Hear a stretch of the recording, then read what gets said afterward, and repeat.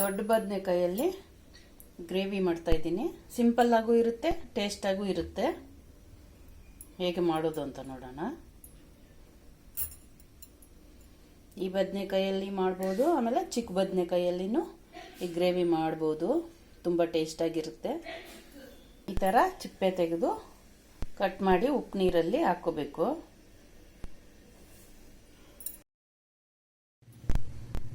ನೋಡಿ, ಈ ಥರ ಬದನೆಕಾಯಿ ಕಟ್ ಮಾಡಿಕೊಂಡು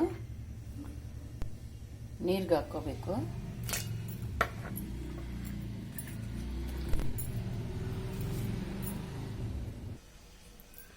ಬಾಣಲಿಗೆ ಸ್ವಲ್ಪ ಎಣ್ಣೆ, 1 ಸ್ಪೂನು ಜೀರಿಗೆ, 1/4 ಸ್ಪೂನು ಮೆಣಸು, ಸಾಸಿವೆ 1/2 ಸ್ಪೂನು, 1 ಸ್ಪೂನು ಎಳ್ಳು,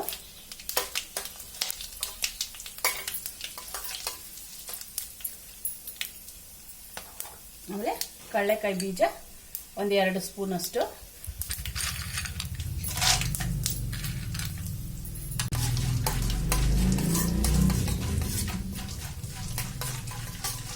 ಇದು ಮಿಕ್ಸಿಗೆ ಹಾಕಿ ರುಬ್ಕೋಬೇಕು. ನೋಡಿ, ಇದನ್ನ ಸ್ವಲ್ಪ ನೀರು ಹಾಕಿ ರುಬ್ಕೊಳ್ಳೋಣ. ಈ ಬಾಣಲಿಗೆನೆ ಸ್ವಲ್ಪ ಎಣ್ಣೆ,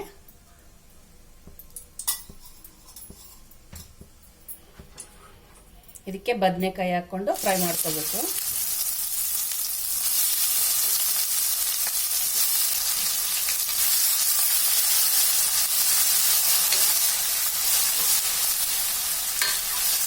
ದೊಡ್ಡ ಬದನೆಕಾಯಿಗಿಂತಲೂ ಚಿಕ್ಕ ಬದನೆಕಾಯಿ ಟೇಸ್ಟ್ ಚೆನ್ನಾಗಿರುತ್ತೆ.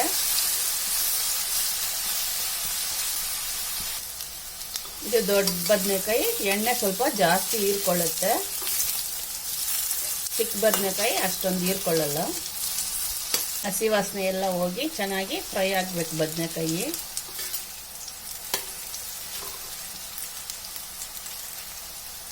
ಸ್ವಲ್ಪ ಹುಣಸೆಹಣ್ಣು ನೆನೆಸಿಟ್ಕೋಬೇಕು. ಚಿಲ್ಲಿ ಪೌಡ್ರ್ 1 ಸ್ಪೂನು, ಅರಿಶಿನ 1/4 ಸ್ಪೂನು, ರುಚಿಗೆ ತಕ್ಕಷ್ಟು ಉಪ್ಪು,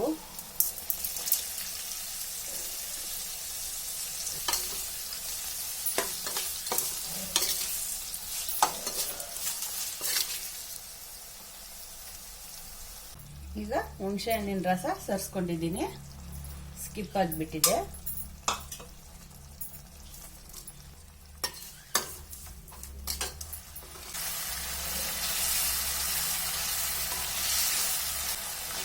ಹುಣಸೆ ಹಣ್ಣಿಂದು ಹಸಿ ವಾಸನೆ ಹೋಗ್ಬೇಕು.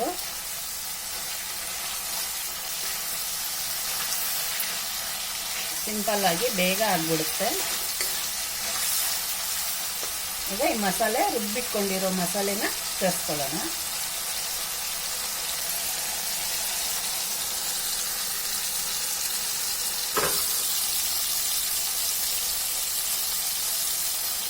ಜಾರ್ ತೊಳೆದಿರೋ ನೀರು ಸ್ವಲ್ಪ,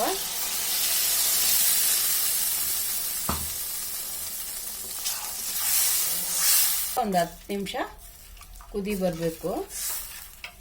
10 ನಿಮಿಷ ಬೇಯಕ್ಕೆ ಬಿಡೋಣ. ಒಂದು ಪ್ಲೇಟ್ ಒಂದು ಮುಚ್ಚಿಡೋಣ.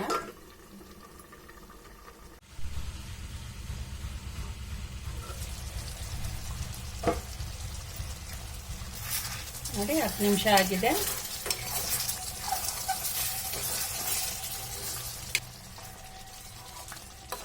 ಈಗ ಗ್ರೇವಿ ರೆಡಿ ಆಗಿದೆ.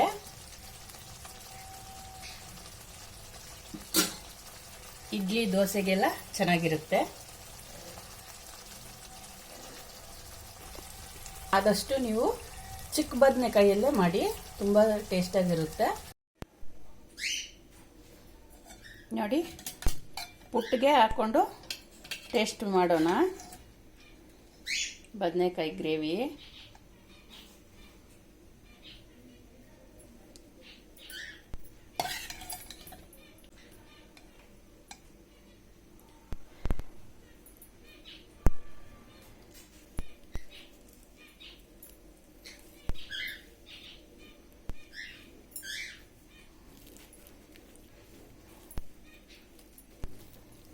ಬಿಸಿ ಇದೆ.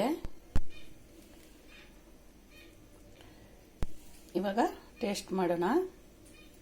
ಟೇಸ್ಟನ್ನು ತುಂಬ ಚೆನ್ನಾಗಿದೆ ಫ್ರೆಂಡ್ಸ್. ನೀವು ಈ ಥರ ಮಾಡಿ ತಿನ್ನಿ. ನನ್ನ ವಿಡಿಯೋ ಇಷ್ಟ ಆದರೆ ಲೈಕ್ ಮಾಡಿ, ಶೇರ್ ಮಾಡಿ, ಸಬ್ಸ್ಕ್ರೈಬ್ ಮಾಡಿ. ನನ್ನ ಚಾನಲ್ ನೋಡಿದ್ದಕ್ಕೆ ಧನ್ಯವಾದಗಳು.